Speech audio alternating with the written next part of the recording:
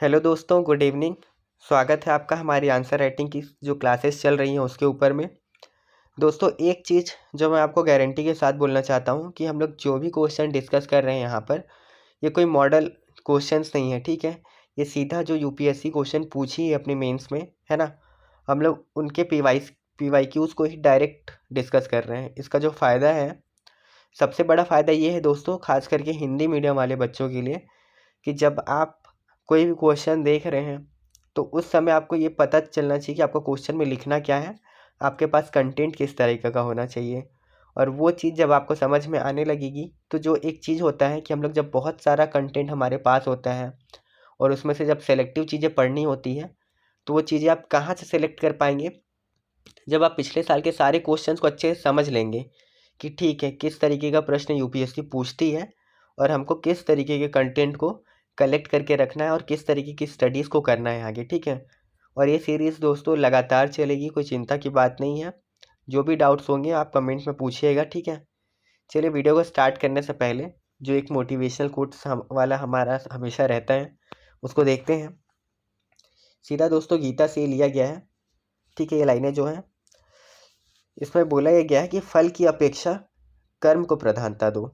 फल की अभिलाषा छोड़कर कर्म करने वाला मनुष्य ही अपने जीवन को सफल बनाता है। बहुत सिंपल लाइन है दोस्तों, बिल्कुल आपको डायरेक्ट समझ में आ रही होगी। इसका सिंपल सा मतलब है कि आप रिजल्ट पे फोकस मत करिए, आप सिर्फ अपनी पढ़ाई को कंटिन्यू रखिए, रेगुलर रहिए स्टडीज़ में, मेहनत करिए, टेस्ट दिलाइए, ठीक है, रिवीजन करिए। और रिज़ल्ट चाहे जो भी हो, क्वेश्चन पेपर चाहे जैसा भी आए, आपको उस लेवल पे प्रिपेयर करके रखना है कि जैसा भी होगा आप उस कंडीशन को मैनेज कर पाएंगे। और वो सिर्फ एक ही तरीका है उसका दोस्तों, कि आप अपने काम पर फोकस करें, आप अपनी स्टडी पे फोकस करें, ठीक है। चलिए अब हम लोग आगे स्टार्ट करते हैं हमारे वीडियो को और देखते हैं यूपीएससी के क्वेश्चंस क्या थे। देखिए दोस्तों, जो पहला क्वेश्चन है यहाँ पर, इसको हम लोग डिस्कस कर चुके हैं ऑलरेडी, है ना। चैनल पर इसका वीडियो है, आप जाके देख सकते हैं अगर आपने नहीं देखा है तो। दूसरा नंबर का जो क्वेश्चन है दोस्तों, इसको अभी हम लोग डिस्कस करेंगे। क्वेश्चन है, निःशुल्क कानूनी सहायता प्राप्त करने के हकदार कौन है? सिंपल, ठीक है। निःशुल्क कानूनी सहायता के प्रतिपादन में राष्ट्रीय विधि सेवा प्राधिकरण की भूमिका का आकलन कीजिए, ठीक है। राष्ट्रीय विधि सेवा प्राधिकरण यानी कि नालसा, इसके बारे में आप लोगों ने सुना होगा दोस्तों, ठीक है। यूपीएससी प्रीलिम्स में सीधा क्वेश्चन पूछा था।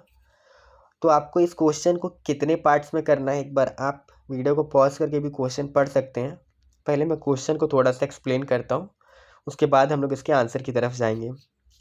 तो देखिए दोस्तों, यहाँ पर तो एक पार्ट ये बन रहा है जो डायरेक्ट पूछ लिया है इसमें, कि निःशुल्क कानूनी सहायता प्राप्त करने के हकदार कौन है। आपको सीधा पॉइंट टू पॉइंट बताना कि वो कौन कौन से लोग हैं, वो कौन कौन सा समुदाय है जो भारत में निःशुल्क कानूनी सहायता प्राप्त करने के लिए एलिजिबल है, ठीक है। दूसरा पार्ट है दोस्तों कि ये जो निःशुल्क कानूनी सहायता है, इसके प्रतिपादन में यानी इसको प्रदान करने में जो रोल है नालसा का, राष्ट्रीय विधि सेवा प्राधिकरण का, उसका आकलन करना है। यहाँ पर आकलन करने की बात की गई है, यानी कि आपको बताना है कि ये किस प्रकार से, किस हद तक, ठीक है, किस हद तक निःशुल्क कानूनी सहायता प्रदान कराने में सहायक है, ठीक है। 10 मार्कर का क्वेश्चन है, आपको ध्यान रखना है, इसीलिए आपके पास केवल 150 वर्ड्स हैं, ठीक है दोस्तों। 150 शब्दों में ही इसका आंसर लिखना है। अब इसका मतलब क्या होगा? क्या वहाँ पे आपके पूरे वर्ड्स गिने जाएंगे? नहीं गिने जाएंगे दोस्तों, आपको 2 पेज होगा, ठीक है। यहाँ पर होगा इतना क्वेश्चन। अब आपको इस पेज 1 नंबर ये और पेज नंबर 2, इतने में आपका आंसर अच्छे से संक्षेप में लिख के ख़त्म करना है। तो चलिए देखते हैं किस तरीके से हम लोग इस क्वेश्चन को आगे अप्रोच करेंगे, ठीक है। क्वेश्चन दोस्तों मैंने आपको ऑलरेडी पढ़ के बता दिया है, आप एक बार वीडियो को पॉज करके यहाँ पे क्वेश्चन देख सकते हैं। देखिए दोस्तों, क्वेश्चन को हम लोग 3 पार्ट में डिवाइड करते हैं। इंट्रोडक्शन वाला पार्ट, मेन बॉडी वाला पार्ट जिसमें मेन कंटेंट लिखना होता है, फिर कंक्लूजन वाला पार्ट यानी जिसको निष्कर्ष बोलते हैं, ठीक है। तो अब इंट्रोडक्शन में क्या करना है दोस्तों, निःशुल्क कानूनी सहायता और नालसा के बारे में थोड़ा सा लिखना है हमको, बहुत शॉर्ट में लिखना है, 30 वर्ड्स में इसको ख़त्म करेंगे। फिर बॉडी वाले पार्ट में दोस्तों हम लोग इसको 3 पार्ट में डिवाइड कर देंगे।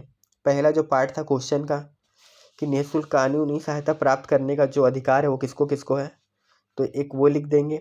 दूसरे पार्ट में हम लोग लिखेंगे कि भारत में निःशुल्क कानूनी सहायता प्रदान करने में नालसा का क्या रोल है, ये क्या भूमिका निभाता है। और तीसरा, नालसा के सामने आने वाली समस्याओं को लिखेंगे और इन्हीं समस्याओं के समाधान को कंक्लूजन में हिंट करके आंसर को ख़त्म करेंगे। ठीक है, चलिए देखते हैं वर्ड बाय वर्ड इसका आंसर कैसा होना चाहिए। ठीक है, देखिए दोस्तों, इंट्रोडक्शन में आपको लिखना है, ज़रूरी नहीं कि आपको सेम ऐसा लिखना है, हाँ, पर ऐसा मिलता जुलता लिखिए, इस तरीके का लिखिए कि जो कंटेंट है, जो क्वेश्चन जिस तरीके का पूछा गया है उसका ब्रीफिंग देता हुआ आपका इंट्रोडक्शन थोड़ा लगे। ठीक है, निःशुल्क कानूनी सहायता एक ऐसा प्रावधान है जो यह सुनिश्चित करने के लिए दिया जाता है कि व्यक्ति चाहे उसकी आर्थिक या सामाजिक स्थिति कुछ भी हो, न्याय तक पहुंच सके। ठीक है, यह है निःशुल्क कानूनी सहायता के बारे में। भारतीय संविधान का अनुच्छेद 39A सामान्य न्याय और मुफ्त कानूनी सहायता प्रदान करता है। भारत में कानूनी सेवा प्राधिकरण अधिनियम 1987 के अनुसार राष्ट्रीय कानूनी सेवा प्राधिकरण को समाज के कमजोर वर्गों को मुफ्त और सक्षम कानूनी सेवाएं प्रदान करने का दायित्व दिया गया है। ठीक है, आप देखेंगे दोस्तों इंट्रोडक्शन में एक तो यहाँ पर इसकी बात कर दी है, जो डीपीएसपी का एक्ट है उसको डायरेक्ट इंट्रोडक्शन में लिख दिए हैं।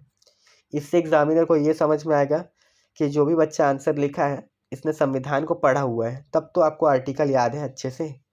और साथ ही साथ अगर आपको ये एक्ट याद है कि ये कब का एक्ट था, कानूनी सेवा प्राधिकरण अधिनियम, ठीक है, तो और अच्छी बात है। अगर आप ये नहीं लिखा है तो आप इसको मत लिखिए, फिर याद नहीं है आपको तो, पर ये वाला लाइन डालने की कोशिश करिएगा। ठीक है, चलिए अब देखते हैं मेन बॉडी में क्या क्या पॉइंट्स आने चाहिए। तो देखिए, भारत में निःशुल्क कानूनी सहायता पाने का अधिकार किसको किसको है। ठीक है, एक तो एससी और एसटी के लोगों को। ठीक है दोस्तों, भारतीय संविधान में एसटी एससी के अधिकारों को सुरक्षित करने के लिए जो है कि उसमें कोशिश की गई है, और भारत सरकार भी और अलग अलग राज्य सरकारें भी एसटी और एससी के अधिकार को जो है उनको सुरक्षित करने के लिए प्रयास करती है। ठीक है, तो जब आप उनके अधिकारों को सुरक्षित कैसे करेंगे, जब उनको कानूनी सहायता मिलेगी। और अगर आप आदिवासी समाज को देखें तो उनके पास उतना संसाधन नहीं होता है कि वो वकील हायर करेंगे, लीगल एड्स लेंगे, है ना, उनके पास इस तरीके की चीज़ें नहीं है ना, उनको आइडिया है। तो ऐसी स्थिति में निःशुल्क कानूनी सहायता का जो अधिकार है उनके लिए लाभदायक हो जाता है। तो पहले तो एसटी एससी हो गए। ठीक है दोस्तों, दूसरा दोस्तों महिलाएं और बच्चे, क्योंकि आप देखेंगे मैक्सिमम जो क्राइम्स है महिलाओं और बच्चों के विरुद्ध ही होता है। ऐसे में ये लोग क्योंकि थोड़े संवेदनशील भी हैं और हाशिए पे हैं समाज में अगर देखें तो ऐसे में महिलाओं और बच्चों को अगर निःशुल्क कानूनी सहायता मिलती है तो उनके लिए बहुत ज़्यादा सही होगा, उनको न्याय तक पहुंच बनाने में सुविधा होगी। तीसरा देखेंगे दोस्तों, तो प्राकृतिक आपदाओं के शिकार, जब प्राकृतिक आपदा आती है तो आपको पता है जान माल की हानि होती है, और ऐसे में जब ऑलरेडी जो व्यक्ति इतना नुकसान झेल रहा है और अगर वो न्याय पाने के लिए भी अगर उसको कोई शुल्क देना पड़ेगा तो वो ठीक नहीं है, है ना। तो उस हिसाब से आप इसको लिख सकते हैं। देखिए दोस्तों, ये सब बहुत जनरल पॉइंट है, आपको खुद के दिमाग में सोचना पड़ेगा। पहले आप खुद से सोचिए कि और ऐसे कौन कौन से लोग हो सकते हैं जो कानूनी सहायता प्राप्त करने के अधिकारी हैं। एक बार वीडियो को पॉज करिए थोड़ा और मन में खुद सोचिए, फिर आगे के पॉइंट्स देखिएगा। ठीक है, हिरासत में व्यक्ति, अगर कोई व्यक्ति हिरासत में है तो हो सकता है कि उसका काम धाम तो बंद है भाई जब वो हिरासत में है तो ऐसे व्यक्ति को भी निःशुल्क सहायता मिलनी चाहिए। विकलांग व्यक्ति, है ना, या दिव्यांग व्यक्ति यहाँ लिखेंगे तो थोड़ा ज़्यादा सही रहेगा। निम्न आय समूह के व्यक्तियों के लिए भी ठीक है। तस्करी के शिकार जो लोग हैं, है ना, तस्करी का मतलब आप समझ पा रहे होंगे दोस्तों कि किसी को छोटे गांव से उठा करके मुंबई ले गए या फिर दिल्ली ले गए, है ना। तो ऐसे लोग जो अपने घर से दूर हैं, जिनका आसपास कोई है ही नहीं, वैसे लोगों के लिए भी निःशुल्क कानूनी सहायता सरकार को प्रोवाइड कराना चाहिए। ठीक है, औद्योगिक कामगार यानी जो मजदूर हैं, जो उद्योगों में काम करते हैं, जिनकी आय वैसे भी कम है ना, बैड हेल्थ कंडीशंस हैं, तो ऐसे लोगों के लिए भी ज़रूरी है। फिर वरिष्ठ नागरिक, है ना, इनके लिए भी ज़रूरी है। और जातीय हिंसा के जो लोग शिकार हुए हैं, ऐसे लोग भी। ठीक है, तो इस तरीके से दोस्तों अगर आप 10 में से अगर आप 6 पॉइंट्स भी लिख के आते हैं एग्ज़ाम में तो मान के चलिए आपका आंसर बहुत अच्छा माना जाएगा। ठीक है, इसमें अगर आप कुछ एग्जाम्पल्स ऐड करना चाहें और अपने तरफ से 1-2 पॉइंट और लिखना चाहें तो लिख सकते हैं, लेकिन समय सीमा का और शब्द सीमा का 150 वर्ड में लिखना है, तो इसका भी ध्यान रखना पड़ेगा आपको। ठीक है, पहला पार्ट कंप्लीट हुआ दोस्तों क्वेश्चन का। दूसरा पार्ट देखते हैं कि नालसा की भूमिका क्या है, जो कि सीधा पूछा गया था क्वेश्चन में। तो देखिए, सबसे पहला तो कानूनी साक्षरता और जागरूकता बढ़ाने में, ये पॉइंट दोस्तों, साक्षरता जागरूकता, अगर कोई बैंकिंग का भी क्वेश्चन होता तो भी आप वहाँ पे लिख सकते हैं। तो ये पॉइंट जनरलाइज्ड भी है, हर जगह यूज़ हो सकता है, तो इसको आपको याद रखना है, इस तरीके के पॉइंट्स को, ठीक है। दूसरा एडीआर तंत्र, यानी कि जो मध्यस्थता वाले एक रहते हैं उस तरीके से है। यहाँ पे एक एग्जांपल भी डाल सकते हैं दोस्तों, अगर आपके पास है एग्जांपल तो और अच्छा रहेगा, कि 2015 में देश भर में आयोजित राष्ट्रीय लोक अदालत में लगभग 1.25 करोड़ मामलों का निपटारा किया गया। आप समझ रहे हैं दोस्तों, एक साल यानी 2015 में ही लगभग 125 करोड़ मामलों का निपटारा किया गया है, जो कितना बड़ा नंबर होता है, ठीक है। तीसरा कानूनी सहायता क्लिनिक, यानी कि अगर आपको किसी भी प्रकार की कोई कानूनी सहायता चाहिए, जैसे क्लिनिक होता है, मेडिकल क्लिनिक होता है, वैसे ही नालसा की कानूनी सहायता क्लिनिक भी हुए हैं, ठीक है। ये वकीलों को प्रशिक्षण भी देते हैं, है ना। नीति निर्माण में भी सहायक होते हैं, सरकार को सजेस्ट कर सकते हैं कि जो पॉलिसीज बने न्याय को लेकर के, है ना, न्याय प्रदान करने का जो मैकेनिज़्म होना चाहिए, उसमें क्या चीज़ें हों क्या चीज़ें नहीं हों, ऐसी नीतियों का निर्माण करने में भी नालसा अपनी भूमिका निभाता है। कानूनी सहायता सलाहकार के रूप में भी निभाता है, जेल के कैदियों को कानूनी सहायता प्रदान करने में। फिर सामुदायिक आउटरीच, है ना, लोगों को जोड़ता है आपस में। उसके बाद कानूनी अनुसंधान, जो रिसर्च एंड डेवलपमेंट होना चाहिए कानून के क्षेत्र में, क्योंकि अब क्राइम की दोस्तों जो प्रवृत्ति है वो बहुत ज़्यादा बदल रही है। डिजिटल क्राइम्स बढ़ चुके हैं, फ्रॉड्स आप देखेंगे, फ़ोन कॉल आता है, मैसेज लिंक पे क्लिक करो, इस तरीके की चीज़ें। तो उस तरीके के जो क्राइम्स हैं उनको कैसे डील किया जाना चाहिए, उसके लिए भी रिसर्च और डेवलपमेंट बहुत ज़रूरी है। तो उसमें भी नालसा की जो भूमिका है महत्वपूर्ण हो जाती है। लेकिन इसके साथ साथ, क्योंकि दोस्तों हम लोग को क्या करना था, असेसमेंट करना था नालसा के रोल का, ठीक है। तो उसका रोल तो हम लोगों ने यहाँ बताया, पर ये भी बताना पड़ेगा कि वो क्या चैलेंजेस फेस कर रहे हैं आज के टाइम पे, ठीक है। तो उसको भी आप लोग दोस्तों ध्यान रख के कर सकते हैं। और अगर आप देखें यहाँ यहाँ से ही अगर आप चाहें तो चैलेंजेस को निकाल सकते हैं, ठीक है। सबसे पहले तो दोस्तों वित्तीय, कि पर्याप्त रूप से इनको क्या फाइनेंशियल एड नहीं मिलता है सरकार के द्वारा, कि ये अधिक से अधिक लोगों को पहुंचा सके। फिर लोगों में जागरूकता का अभाव है, जो इनके पास नहीं जाते हैं। आप में से भी कितने लोग होंगे दोस्तों जो, अगर कुछ कभी ऐसा सिचुएशन आया होगा, तो हम लोग डायरेक्ट वकीलों के पास जाते हैं, जिनको हम लोग पे करते हैं हर छोटी छोटी चीज़ के लिए। तो उस तरीके की चीज़ों को आप चैलेंजेस के रूप में दिखा सकते हैं, ठीक है। इस चीज़ को आप सोचिएगा और सोच के बताइएगा फिर, ठीक है, क्या होना चाहिए। निष्कर्ष के स्तर पे दोस्तों, यहाँ पर अगर आप देखेंगे तो ये लगभग 30-40 वर्ड में ख़त्म हो गया है। निःशुल्क कानूनी सहायता सभी के लिए न्याय सुनिश्चित करने में आधारशिला है, और कुछ बाधाओं का सामना करने के बावजूद नालसा के प्रयास समाज के हाशिए पर मौजूद वर्गों तक पहुँचने में सराहनीय रहे हैं, ठीक है। मतलब कि इसको क्या करना है, हमको थोड़ा सा प्रमोट करना है, पॉजिटिव वे में अपना निष्कर्ष होना चाहिए, ठीक है। आगे बढ़ते हुए समाज और व्यवस्था पर निर्भर है कि वे बाधाओं को दूर करने और न्याय की एक ऐसी संस्कृति को बढ़ावा देने के लिए सक्रियात्मक रूप से काम करे जो समावेशी हो, ठीक है। यहाँ समावेशी वर्ड का यूज़ किया है, न्याय की संस्कृति को बढ़ाने के बारे में बात किया गया है। तो इस तरीके के शब्दों को जब आप अपने आंसर में और स्पेशली कंक्लूजन में डालते हैं, बहुत ज़्यादा पॉजिटिव इम्पैक्ट आता है दोस्तों। ये क्वेश्चन 10 नंबर का है, अगर आप जितना यहाँ पर लिखा हुआ है सिर्फ इतना भी लिख के आएंगे तो मान के चलिए कि आपको 5 से 6 नंबर तो आराम से मिलेंगे यहाँ पर। और इसका मतलब क्या होता है दोस्तों, अगर आप देखें जीएस के पेपर में 1000 नंबर में 400 नंबर टॉपर्स के होते हैं, 400 नंबर। इसका मतलब है कि जो बेस्ट आंसर लिख रहे हैं उनको 10 में 4 मिल रहा है। एक एवरेज की बात कर रहा हूँ दोस्तों मैं, जो चीज़ें सामान्य तरीके से चल रही हैं। और आप यहाँ पर अगर 5 से 6 नंबर निकाल पा रहे हैं, मतलब कि बहुत अच्छा है आपके लिए फिर, है कि नहीं। मतलब आप 450 तक भी जा सकते हैं 1000 में। और आपको पता है कि आईएएस में एक एक नंबर के लिए कितना संघर्ष है, ठीक है। चलिए, यहाँ पर ये GS 2 का जो हमारा क्वेश्चन था वो ख़त्म हो गया है। अब हम लोग GS 3 का भी एक क्वेश्चन को डिस्कस करेंगे, ठीक है। यहाँ पे देखिए दोस्तों, ये GS 3 का पेपर है। ये कौन सा पेपर है दोस्तों, ये जो GS 3 का पेपर है ये 2023 का पेपर है, जो पेपर अभी हाल ही में हुआ है, ख़त्म हुआ है सितंबर में। उसी के क्वेश्चन को हम लोग लेके आए हैं, क्योंकि पहले आपको ये समझने में आसानी हो कि अभी यूपीएससी किस तरीके के जो एरियाज है उस पर फोकस कर रही है, वो किस तरीके के जो क्वेश्चन फ्रेम कर रही है, कि स्टूडेंट्स से उनकी क्या अपेक्षा है, कि स्टूडेंट्स किस तरीके के कंटेंट को फोकस करें, है ना। उस पर पहला नंबर क्वेश्चन हम लोग डिस्कस करेंगे दोस्तों अभी। 10 नंबर का क्वेश्चन है, ध्यान रखना है। 150 शब्दों में ही इसका आंसर लिखना है हमको। क्वेश्चन है, जीडीपी में विनिर्माण क्षेत्र विशेष करके एमएसएमई की बढ़ी हुई हिस्सेदारी तेज आर्थिक समृद्धि के लिए आवश्यक है। इस संबंध में सरकार की वर्तमान नीतियों पर टिप्पणी कीजिए। सिंपल क्वेश्चन है दोस्तों, अपने को बताना कि जीडीपी में विनिर्माण क्षेत्र जो है, जब उसका हिस्सेदारी बढ़ेगा तो आर्थिक समृद्धि कैसे होगा, ठीक है। और इसमें एमएसएमई पे स्पेशल फोकस करके हमको आंसर में लिखना है आपने, ठीक है। और सरकार क्या कर रही है, यानी 2 पार्ट में हमको आंसर लिखना है। पहला तो लिखना कि विनिर्माण क्षेत्र जो है, मैन्युफैक्चरिंग सेक्टर जो है, वो कैसे आर्थिक समृद्धि को बढ़ा रहा है। और दूसरे पार्ट में लिखना कि सरकार की क्या नीतियाँ हैं। ठीक है दोस्तों, क्वेश्चन आप समझ पा रहे हैं। यहाँ पे सिर्फ इन्हीं चीज़ों पे फोकस करके हमको आंसर लिखना है, ज़्यादा चीज़ें नहीं लिखनी है। अगर आप जो क्वेश्चन है पूछा गया सिर्फ उतना लिख के भी आते हैं तो भी आपके अच्छे मार्क्स आएंगे। आपको कोई टेंशन लेने की ज़रूरत नहीं है यहाँ पे, ठीक है।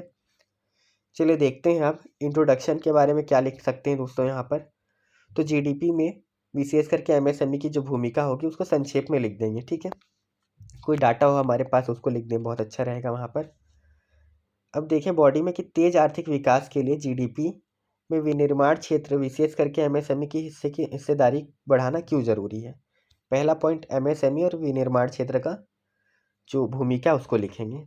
दूसरा लिखेंगे सरकार की वर्तमान नीतियाँ क्या रही हैं, ठीक है, तो उसको लिख देना है अपने को। फिर इन नीतियों में जो समस्याओं का सामना करना पड़ रहा है उसको लिख देंगे। और फिर एक वे फॉरवर्ड के साथ हम लोग कंक्लूज़न लिख के आंसर को ख़त्म करेंगे। यहाँ तक आपको समझ में आ रहा है दोस्तों क्वेश्चन को कैसे अप्रोच करना है। अगर कोई भी कन्फ्यूज़न हो रहा है तो आप टेलीग्राम पे मैसेज कर सकते हैं, या फिर इसी वीडियो में कमेंट में भी आप लिख सकते हैं। आपको प्रॉपर जो गाइडेंस है, जो चाहिए, आपकी जो प्रॉब्लम है उसको सॉल्व किया जाएगा, ठीक है। चलिए आगे देखते हैं इंट्रोडक्शन में क्या होना चाहिए दोस्तों। यहाँ पे देखिए 2023 विनिर्माण उद्योग दृष्टिकोण के अनुसार, यानी कि ये एक रिपोर्ट टाइप का है। विनिर्माण क्षेत्र भारत में सकल घरेलू उत्पाद का एक महत्वपूर्ण हिस्सा है जो 2022 में लगभग 17% के लिए जिम्मेदार है। यानी कि जीडीपी में विनिर्माण क्षेत्र का योगदान कितना है, 17% है, ठीक है। एमएसएमई विनिर्माण में लगभग 40% का योगदान देता है।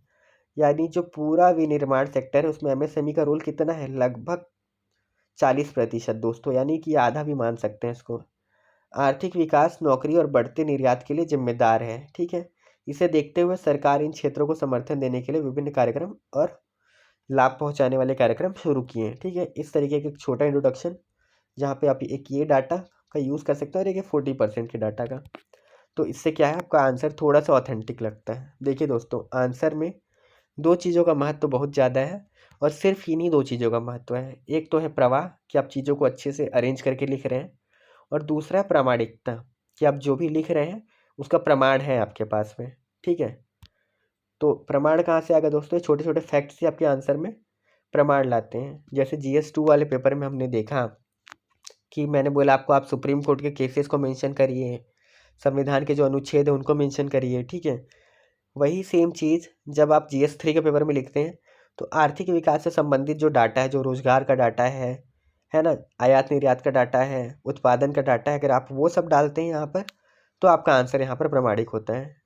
हर पेपर का अपना एक अलग अप्रोच है दोस्तों, अगर आप उस अप्रोच को फॉलो करके आंसर लिखेंगे तो निश्चित रूप से सफलता का जो चांस है वो बहुत ज़्यादा बढ़ जाता है फिर, ठीक है। चलिए आगे देखते हैं। अब देखिए दोस्तों, यहाँ से मेन बॉडी वाला पार्ट चालू हो रहा है। इसमें क्या करना है हमको, यहाँ पे लिखना है कि निम्नलिखित कारणों से तेज आर्थिक विकास के लिए सकल घरेलू उत्पाद में विनिर्माण क्षेत्र की हिस्सेदारी बढ़ाना अनिवार्य है, स्पेशली एमएसएमईज में, ठीक है, एमएसएमईज में, ओके। यहाँ पे आप इस चीज़ को भी मेंशन कर सकते हैं। पहला है दोस्तों ग्रामीण विकास, ठीक है। ग्रामीण विकास का मतलब है कि गांव में आपको पता है जो प्राइम एक्टिविटी है वो क्या है, एग्रीकल्चर है। लेकिन जब हम लोग गांव में इंडस्ट्रीज़ वगैरह सेटअप करते हैं, उत्पादन प्रक्रिया में शामिल होते हैं, तो आप वहाँ पर किस किस तरीके की गतिविधि कर सकते हैं, सोचिए। सबसे पहले तो फूड प्रोसेसिंग यूनिट्स बना सकते हैं छोटे छोटे। टमाटर उग रहा है तो टोमेटो केचप कर लो उसका, है ना, उस तरीके की चीज़ें दोस्तों। दूसरा देखेंगे आर्थिक लचीलापन। इसका मतलब है कि कोविड के टाइम पे आप लोगों ने देखा होगा कि जब बहुत सारी फैक्ट्रीज और ये सारी चीज़ें बंद हो गई थी तो एमएसएमई ही थी जो सैनिटाइज़र, मास्क और इस तरीके की चीज़ें प्रोवाइड कर रही थी उस समय, है ना। तीसरा रोजगार सृजन, तो बिल्कुल दोस्तों जब फैक्ट्रीज लगेंगी कहीं पर भी तो रोजगार तो बनेगा ही, रोजगार के अवसर वहाँ पे उत्पन्न होंगे ही। चौथा है नवाचार। नवाचार इस सेंस में कि कोई भी फैक्ट्री जब लगती है तो वो लोग खुद के स्तर पर भी क्या करते हैं, रिसर्च और डेवलपमेंट करते हैं। और जब छोटे छोटे गांव में फैक्ट्रीज लगेंगी और चीज़ें आगे बढ़ेंगी, वहाँ पर उत्पादन होगा, तो जो गांव का जो आइडिया है, गांव के लोगों के पास जो ज्ञान है, जो पारंपरिक ज्ञान है, उसका उपयोग हम लोग कहाँ कर पाएंगे, विनिर्माण क्षेत्र में। इसीलिए नवाचार होगा ही, इनोवेशन वहाँ पर होगा ही, है ना। निर्यात बढ़ा सकते हैं हम लोग, फिर है ना, जितना ज़्यादा उत्पादन होगा तो निर्यात का स्कोप भी बढ़ेगा। और निर्यात बढ़ेगा दोस्तों तो दूसरे देश पर जाहिर सी बात है कि निर्भरता कम होगी। क्यों? क्योंकि जब हम लोग निर्यात कर पा रहे हैं इसका मतलब है कि हम लोग पर्याप्त उत्पादन भी कर पा रहे हैं। और जब हम लोग पर्याप्त उत्पादन कर पा रहे हैं तो दूसरे देशों पर हमको निर्भर होने का जो ज़रूरत है वो कम हो जाएगा। जैसे चाइना से आपको पता है इतना ज़्यादा टेंशन होने के बाद भी, अभी दिवाली अभी कुछ टाइम पहले ख़त्म हुई है, मार्केट में जितना भी सामान है मैक्सिमम चाइना से आता है, ठीक है। तो ऐसे में जब हमारे देश में खुद ऐसी चीज़ों का उत्पादन होने लगेगा तो जाहिर सी बात है कि हमारी निर्भरता वहाँ पर कम होगी। आप यहाँ उदाहरण में चाइना के बारे में भी लिख सकते हैं। ठीक है दोस्तों, इस तरीके के आप छोटे छोटे एग्जाम्पल अगर यहाँ पर चाहें तो लिख सकते हैं। इसीलिए जब आप न्यूज़पेपर पढ़ें, मैगज़ीन पढ़ें, तो पहले से वो एग्जाम्पल्स को कलेक्ट करके रखिए, ठीक है, ताकि आप यहाँ पर और चीज़ों को लगा पाएंगे तो वैल्यू एडिशन क्या होगा, बढ़ेगा आपका आंसर में, ठीक है। अब देखिए सरकार की नीतियाँ और उनका योगदान क्या है। सबसे पहला तो दोस्तों मेक इन इंडिया कार्यक्रम बहुत पॉपुलर है, ठीक है, इसको तो आपको लिखना ही लिखना है। दूसरा एमएसएमई समाधान नाम से भी सरकार की योजना चल रही है। तीसरा उद्यम पंजीकरण, जीएसटी भी है, स्टार्टअप इंडिया है, क्लस्टर विकास कार्यक्रम है, सरकारी ई मार्केट प्लेस जिसको जीईएम या जेम भी बोल देते हैं, और डिजिटल एमएसएमई योजना है, ठीक है। तो आपको यहाँ पर आप देखेंगे दोस्तों, अगर आप सरकार की यहाँ पर 8 नीतियों के बारे में बात की गई, अगर आप यहाँ पर 5 नीतियाँ भी लिख देते हैं क्वेश्चन में, ठीक है, 5 यहाँ पर पॉइंट लिख देते हैं और 5 पॉइंट यहाँ पे लिख देते हैं, ठीक है, तो 10 पॉइंट आपके आंसर में हो जाते हैं, ठीक है, जो कि 10 नंबर के क्वेश्चन में 10 पॉइंट काफ़ी होगा, ठीक है। इसके बाद दोस्तों आगे देखते हैं जो चैलेंजेस की बात की गई है, क्या क्या चैलेंजेस हैं दोस्तों। नौकरशाही बाधाएं, आपको पता है प्रशासनिक स्तर पर कई सारी समस्याएं होती हैं, लाल फीताशाही और इस तरह की चीज़ें कि आप पैसा दो तो आपका फाइल आगे बढ़ेगा, है ना। विलंबित भुगतान है कि आपने जो है सामान बना दिया, उसको पहुंचा दिया, लेकिन अभी तक आपका पेमेंट नहीं हो पा रहा है, और क्योंकि पेमेंट नहीं हो पा रहा है तो फिर अगला उत्पादन करने के लिए कैपिटल कम पड़ रहा है। जीएसटी में आपको पता है बहुत कॉम्प्लेक्सिटी होती है उसमें। चौथा कौशल प्रशिक्षण बेमेल, जो कि बहुत मेजर इशू है। आज भी इंडिया में आप देखेंगे कि एमए एमएससी इस तरीके की डिग्री से जो लेके रखे हैं लोग, वो उनके पास कोई उनके पास जॉब अपॉर्चुनिटी है ही नहीं मैक्सिमम लोगों के पास में, कि उस हिसाब से वो काम करें। इसीलिए जैसा वर्क है उस हिसाब से एजुकेशन देना ज़रूरी है, वैसा स्किल देना ज़रूरी है। पांचवा देखेंगे स्टार्टअप इंडिया का जो दायरा है वो थोड़ा सीमित है, एमएसएमईज के लिए ऑफर्स जो हैं वो बहुत कम हो जाते हैं वहाँ पर। फिर क्लस्टरों में अपर्याप्त बुनियादी ढांचा या फिर संरचना यानी कि इंफ्रास्ट्रक्चर के लेवल पर भी समस्या है। फिर जैम की सीमित पहुंच, जैम मतलब आप समझ गए होंगे दोस्तों, ये देखिए 7वें नंबर सरकारी ई मार्केट प्लस या गवर्नमेंट ई मार्केट प्लस, ठीक है। तो आपको लगता है क्या कि गांव का व्यक्ति जो है जिसके पास इंटरनेट की कनेक्टिविटी भी नहीं है ठीक से, क्या वो जैम तक अपनी पहुंच बना पाएगा? तो ये समस्या है, ठीक है। यहाँ पर आप लिख सकते हैं कि आज भी ग्रामीण समाज जो है, जो अभी एक रिपोर्ट भी आई थी डिजिटल गैप की, आप उसका भी जिक्र यहाँ पर कर सकते हैं। तो ये आपको सोचना है दोस्तों कि आप जो भी नॉलेज पढ़ रहे हैं उसको कहाँ कहाँ पे यूज़ कर सकते हैं। यहाँ पे भी अगर आप 5 पॉइंट से लिखें या 4 पॉइंट से लिखें मेन, ठीक है, तो भी आपका आंसर अच्छा ही माना जाएगा, ठीक है। और अब यहाँ पर दोस्तों एक समाधान की बात कर सकते हैं। तो देखिए अब समाधान को आप सिंपल ऐसा करके लिखिएगा उपाय, ठीक है, आपकी कॉपी में, फिर ऐसे इन्फोग्राफिक्स के फॉर्मेट में फिर लिख दीजिएगा 1 2 3 4 5, ठीक है। जैसे जीएसटी का सरलीकरण करना है, शीघ्र भुगतान तंत्र की स्थापना, जीएसटी सुविधा केंद्र, जेम के लिए जागरूकता अभियान, ठीक है, अवसंरचना विकास पर ध्यान, इस तरीके का चीज़ आप यहाँ पर ऐसा करके लिख सकते हैं। तो क्या आपका आंसर पूरा कंप्लीट भी दिखेगा और सुंदर भी लगेगा। फिर निष्कर्ष के स्तर पर देखेंगे दोस्तों यहाँ पर, तो निःशुल्क कानूनी सहायता, अच्छा ये तो सॉरी उसका हो गया है, इसको हटा देते हैं। निष्कर्ष दोस्तों पहले क्वेश्चन का ही लग गया, पर निष्कर्ष चलिए हम लोग, आप बताइए क्या होना चाहिए यहाँ पर कंक्लूजन। तो कंक्लूजन में दोस्तों हम लोग ये लिखेंगे, ऐसा लिख सकते हैं कि भारत के ग्रामीण समाज के साथ साथ जो मजदूर वर्ग है ना, उनको आगे बढ़ाने के लिए एमएसएमईज में निवेश करना सरकार के लिए आवश्यक है, और एसडीजीज और समावेशी विकास को प्राप्त करने में एमएसएमईज की जो भूमिका है वो बहुत महत्वपूर्ण हो जाती है। और साथ में आप क्या है, एक दो ठो सॉल्यूशन भी लिख सकते हैं कि इसके कारण क्या है, कौशल विकास पर जो सरकार का ध्यान है वो अब आ रहा है और चीज़ें धीरे धीरे और बेहतर होंगी। ठीक है, तो यहाँ पर ये कर सकते हैं आप। हमने 2 क्वेश्चन देखा है दोस्तों, GS2 और GS3 का।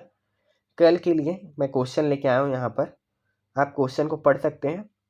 आपको करना ये है कि डिस्क्रिप्शन में टेलीग्राम चैनल का लिंक है, ठीक है, आप वहाँ पर जाइए और इन दोनों क्वेश्चन के आंसर को लिख करके फ़ोटो खींच के वहाँ पर अपलोड कर दीजिए। आपका आंसर वहाँ पर चेक होगा पहला, ठीक। दूसरा ये कि जब अगले दिन ये वीडियो दोबारा आएगा जिसमें हम लोग इन दोनों क्वेश्चन को डिस्कस करेंगे, तो जो मॉडल आंसर है आप उससे आपके आंसर को कंपेयर करके देखिएगा, ठीक है, कि आपके आंसर में क्या कमी थी या कौन सा पॉइंट आपने और अच्छे से लिखा है, एक्स्ट्रा लिखा है, या कहाँ पर आपका कोई पॉइंट कम हो गया है। ठीक है, तो उस तरीके से क्या है कि आप डेली स्तर पे धीरे धीरे चीज़ों को ऐड भी करते जाएंगे और सुधारते भी जाएंगे। ठीक है, इस तरीके से आपको क्या करना है दोस्तों, क्वेश्चन को अप्रोच करना है। ठीक है, क्वेश्चन मैं आपको एक बार पढ़ के बता देता हूँ। GS3 के लिए क्या है, भारतीय अर्थव्यवस्था में डिजिटलीकरण की स्थिति क्या है, इस संबंध में आने वाली समस्याओं का परीक्षण कीजिए और सुधार के लिए सुझाव दीजिए। 3 पार्ट में है दोस्तों क्वेश्चन।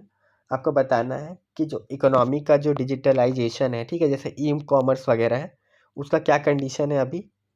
दूसरा आपको बताना है कि क्या प्रॉब्लम्स है, और तीसरा बताना है कि क्या सॉल्यूशन हो सकता है। ठीक है, तो आप इसका आंसर लिखने की कोशिश करिएगा और ग्रुप में डालिएगा, मैं खुद आपके आंसर को देख के उस पर फिर जो सही गलत होगा जो चीज़ उसको आपको बता दूंगा। फिर अगला क्वेश्चन देखिए दोस्तों, भारत के राज्य स्थानीय निकायों को कार्यात्मक एवं वित्तीय दोनों रूप से सशक्त बनाने के प्रति अनिच्छुक प्रतीत होते हैं, टिप्पणी कीजिए। इसका मतलब है कि जो स्टेट गवर्नमेंट है, वो जो लोकल बॉडीज़ होती है जैसे पंचायत और नगर निगम, उसको कार्यात्मक और वित्तीय रूप दोनों, यानी कि कार्यात्मक मतलब कि अधिकार देने से थोड़ा सा चूकते हैं कि नहीं हम कम अधिकार देंगे, और वित्तीय तो आपको पता ही है कि फाइनेंशियल तरीके से ये लोग स्ट्रगल करते ही रहते हैं। पंचायत और नगर निगम के पास हमेशा पैसे की कमी ही रहती है। तो आपको ये बताना है कि क्या राज्य सच में ऐसे अनिच्छुक प्रतीत होते हैं या राज्य की भी अपनी कुछ समस्या है। ठीक है, ये थोड़ा सा आपको इस पर सोच के लिखना पड़ेगा, लेकिन इसका आंसर दोस्तों बहुत शानदार आएगा जब आप इसको सोच के अच्छे से लिखेंगे ना। सच बता रहा हूँ, बहुत बेहतरीन आंसर आएगा, और इसको अलग अलग तरीक़ों से भी लिखा जा सकता है।